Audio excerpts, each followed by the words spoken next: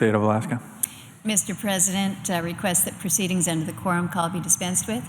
Without objection. Thank you, Mr. President. Mr. President, we are winding down the day here. We've had a good opportunity for good discussion and debate about the Energy Policy Modernization Act. We took votes on 3 amendments, and we just concluded voice votes on 6 additional ones, and on top of the 2 voice votes that we had. So we're moving through some of the amendments, and I think that bodes well for us. And as I mentioned earlier, we'll have an opportunity to hopefully line up a series so that when members come back next week, we all know where we're going to be going and the direction. I wanted to take just a few minutes tonight before we wrap things up to talk about a section in the bill that I believe is very important. Not only important to the Energy Policy Modernization Act, but really very important to our nation as a whole.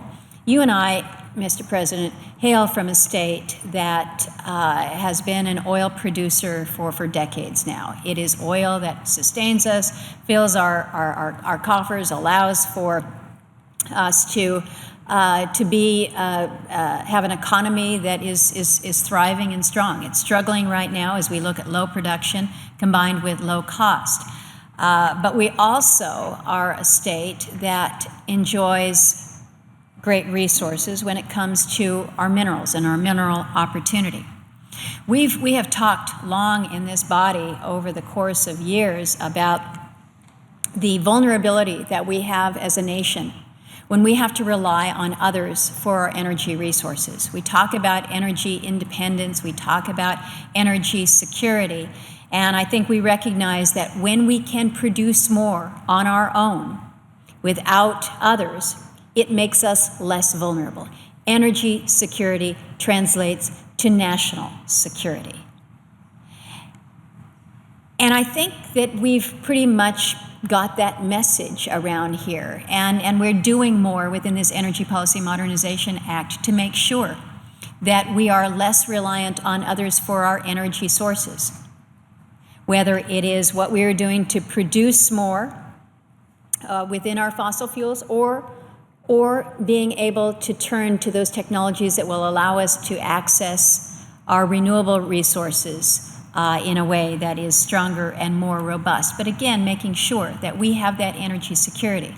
Well, when we think about energy security, we should not forget mineral security. The minerals that also help to make us a great nation, and a nation that is less vulnerable when we are able to produce more of our own. So for several Congresses, this is actually the 3rd consecutive Congress, I have introduced legislation on this subject.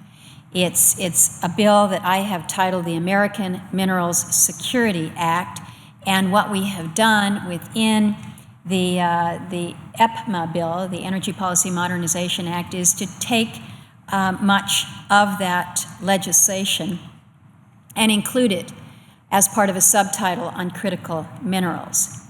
And maybe it's because I authored it, but I feel pretty strongly this is a pretty good version. This is a pretty good title contained in EPMA, and I think that passage of not only the critical minerals piece as part of EPMA is key for our economic and our energy security and our national security. It's just the right thing for us to be doing. We take for granted so much that our minerals and the metals that we have available to us, that they're going to continue to be there for us. And unfortunately, most of us don't really pay attention to the fact that so much of what we need in our everyday world, so many of the things that we rely on come from minerals. We don't think about it. We just kind of assume that the stuff just gets here. We don't think about where it comes from. And so we shouldn't ever take for granted our mineral security. We should never take for granted what it is that we need. People talk about rare earth elements, rare earth minerals. You think, man, what exactly does that mean? Why do I need them? What do we use these in? Rare earth elements make all of these things possible. We talk a lot about how we're going to move to more renewable energy sources. Well, for your wind turbines, you're going to need rare earth elements for those turbines. You're going to need it for your solar panels. You're going to need it for your rechargeable batteries. You're going to need it for your hard drives and your smartphones and the screens on your computer. You're going to need it for your digital cameras, for your defense applications, for audio amplification. That's just what we put on this particular chart.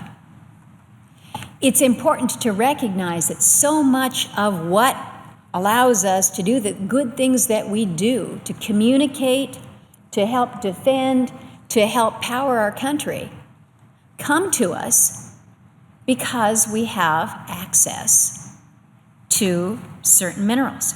According to the National Research Council, more than 25,000 pounds of new minerals are needed per person per year in the United States to make the items that we use for basic human needs: infrastructure, energy, transportation, communication, and defense. Now you might say, whoa, 25,000 pounds per person per year, I can't possibly need all that stuff. But, Mr. President, you and I fly back and forth to Alaska. Those airplanes that we fly on need this stuff. Every one of these young people, as well as us sitting in here, all have a smartphone or some way that we're communicating. We all need this stuff. All of the staff who are working on their computers all need that screen to be looking at. We all need this stuff. And so when you think about it, it's like, okay, maybe that number's right. Bill Gates put it memorably last year. He wrote a blog post entitled, "Have you hugged a concrete pillar today?" It's really a very interesting read, and it reminds us that, again, you kind of take for granted the things that we need, the things that we use on a daily basis, the things that are under our feet as we are walking here to work. Minerals and metals are really the foundation of our modern society. Our access to them enables a range of products and technologies that greatly add to our quality of life. Yet many of the trends are going in the wrong direction, which create vulnerabilities for our country. We have a real problem on our hands right now as a result of this reliance on minerals and the fact that so many of our minerals that we need today, we must import. So if you're thinking, okay, 25,000 pounds per person per year, that's a lot. Where are we getting it from? How much of it are we relying on other countries asking their permission to bring it in? And it's not just rare earth elements. The reality is the United States now depends on many, many other nations for a vast array of minerals and metals. And we've got the numbers to back that up. In 1978, the USGS, the U.S. Geological Survey, reported that the United States was importing at least 50% of our supply of 25 minerals and 100% of 7 of them. So we've got the latest figures from the USGS. In fact, coincidentally, they just came out today, just a few hours ago. And our foreign mineral dependence is now far deeper. In 2015, so last year, we imported at least 50% of 47 different minerals, including 100% of 19 of them.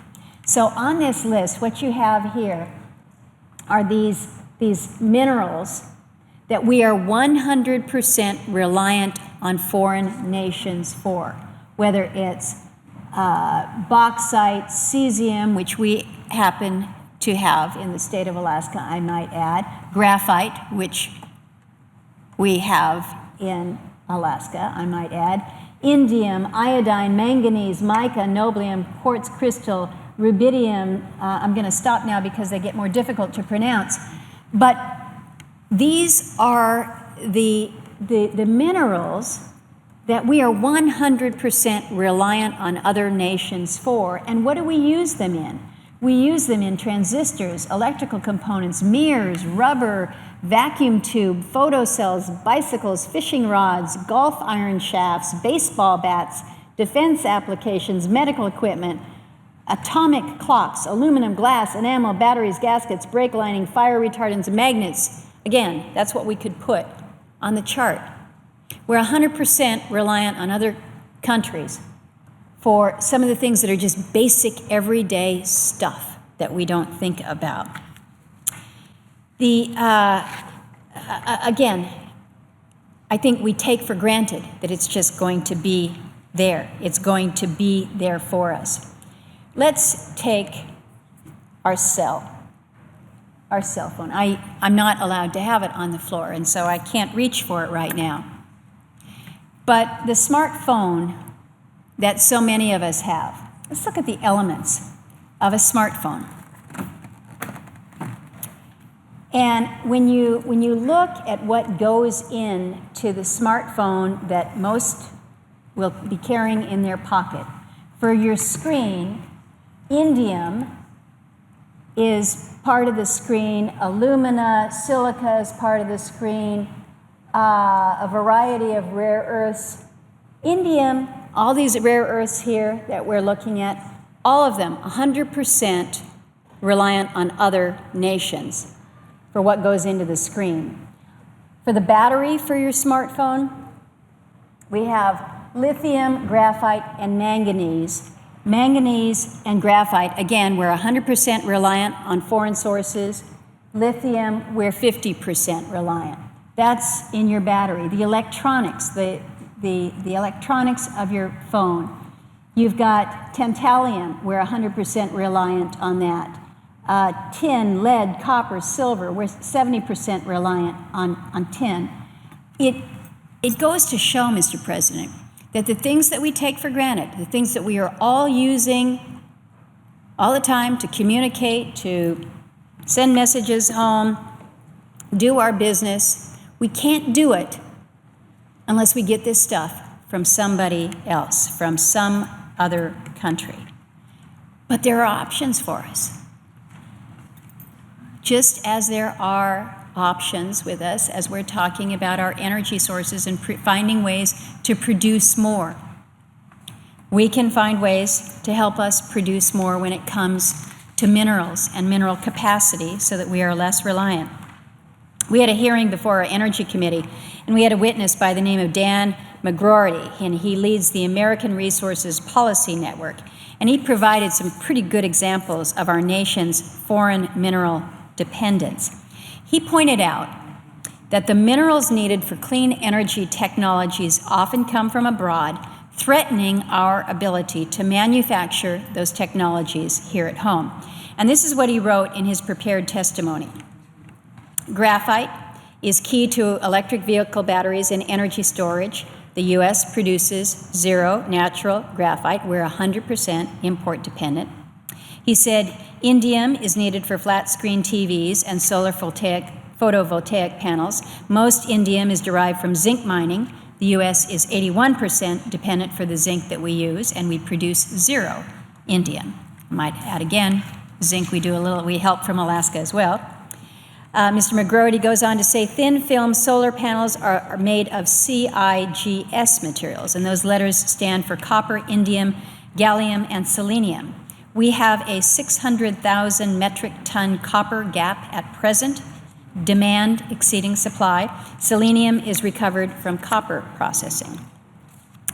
He goes on further to say gallium comes from aluminum processing, where we are 99% import dependent, and we are closing American aluminum smelters at a record pace. Mr. McGrory also highlighted the national security implications of our foreign mineral dependence, explaining that, he says, we need rhenium for high-strength alloy in the jet turbines in the F-35s and other fighter aircraft. Rhenium is dependent on copper processing, and we are 83% import dependent. Congress has directed the Defense Department to purchase electrolyte manganese used in key superalloys for the defense stockpile. The U.S. produces 0 manganese. We need rare earths in too many applications to list. Wind turbines, lasers for medical and national security applications, smartphones, and smart bombs. We produce 0 rare earths, and we are once again 100% dependent on China. You may recall not too many years ago now where there was a little bit of an issue going on between Japan and China, and China withheld delivery of certain rare earth elements that Japan needed for its manufacturing. China was holding the keys. China is holding the keys with many of these minerals. Our foreign dependence is dangerous enough, and you know that full well, Mr. President. But the concentration of our foreign supply presents additional challenges. Our minerals often come from a handful of countries that are less than stable, or who might be willing to cut off the supply to us to serve their own purposes or to meet their own needs. They're going to take care of themselves first. And so if they don't have much supply, they're going to help themselves first. So when I look at our foreign mineral dependence and where those minerals are coming from, I see reason after reason to be concerned. And it's not hard to see the prospect of a day of reckoning when this will become real to all of us, when we simply cannot acquire a mineral, or when the market for a mineral changes so dramatically that entire industries are affected. To put it even more bluntly, our foreign mineral dependence is a mounting threat to our economy, to our national security, and to our international competitiveness. And we cannot lose sight of that international competitiveness. The absence of just one critical mineral or metal could disrupt entire technologies, entire industries, and create this ripple effect throughout our entire economy. I think it's well past time for us to be taking this seriously. We've seen some good signs from the administration, but the reality is that our executive agencies are not as coordinated about this as they really should be. They don't have all of the statutory authorities needed to make the necessary progress on this issue. There's just no substitute for legislation, and that's why I'm very pleased that the members of the Energy Committee accepted my language in our bill to rebuild this mineral supply chain. And we did this in committee with almost no substantive changes. When it comes to permitting delays for new mines, you've heard me say this before, our nation is among the worst in the world. We're almost dead last. We're stumbling right out of the gate, right out of the very start of the supply chain, and then we just don't ever seem to be able to catch up. And where do you place the blame? Well, the fault begins with us here. When we decide that a mineral is critical, we need to understand what we have. We need to survey our lands. We need to determine the extent of our resource base so we know what we can produce right here at home. But if we don't know, it makes it pretty difficult to get anybody interested in production. We should keep working on alternatives, on efficiency and recycling options. That's not what this is about. We need to keep doing that, especially for those minerals where our nation does not and will not ever have significant abundance there. We should build out a forecasting capability so that we can gain a better understanding of mineral-related trends and also an early warning when we see that there might be issues arising. We also need to have a qualified workforce. We need to make sure that we have those that can access this mineral resource, this mineral wealth. The United States right now is down to just a handful of mining schools. A large share of their faculty will be eligible to retire in the near future. We need some smart young people who are interested and want to go into these fields. Provisions to tackle all of these challenges are contained within the bill. They've got good support.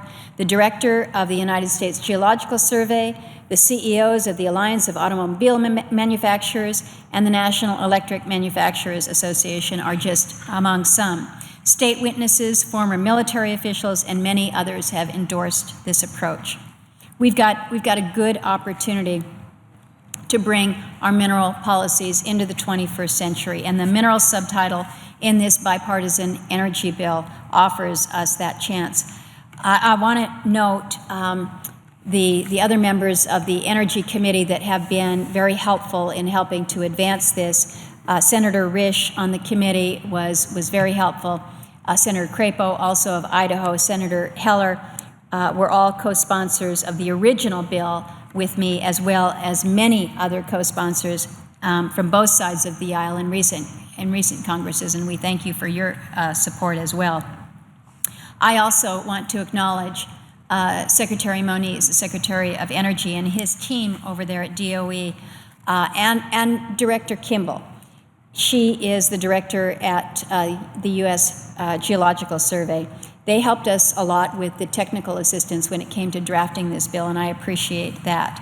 Mr. President, I've consumed probably more time than I want, but I hope you hear the enthusiasm that I have in ensuring that as we are modernizing our energy policies, we don't make steps forward to help address what we need to do on the energy front, and we fail to bring along the concerns, the growing concerns that we have in needing to modernize and to understand our mineral resources and how we can ensure that there is that level of true energy security that helps us with our economic security and certainly our national security. And with that, Mr. President, I see that my colleague from Alabama is here, and I will yield